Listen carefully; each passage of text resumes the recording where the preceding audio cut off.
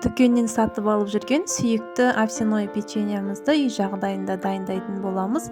Өте дәмді болып шығады. Міндетті түрде дайындап көріңіздер.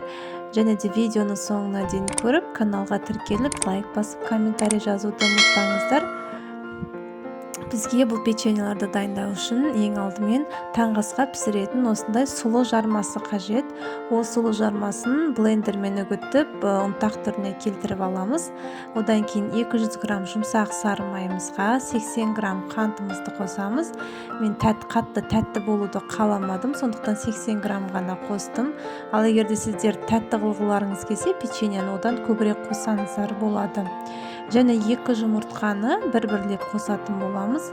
Яғни бір жұмыртқаны бір қосып араластырып, екінші жұмыртқаны кейіннен қосатын боламыз.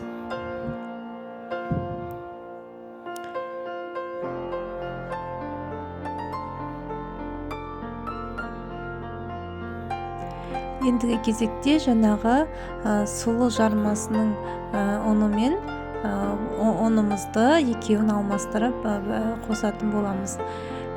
Сұлы жармасының ұнына немесе кәдімгі дүкеннен арнайы ұндар сатылады, овсяная мука деп, соны сатып алып қолдансаңыздар болады.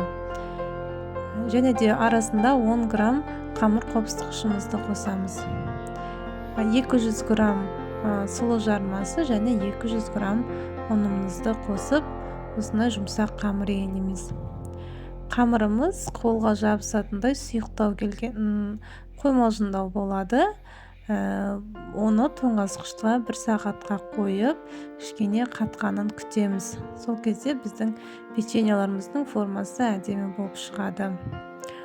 Міне біздің 1 сағатта тұрды қамырымыз. Ендігі кезекте печеньеларымызды дайындайтын боламыз. Осылай домалақ етіп,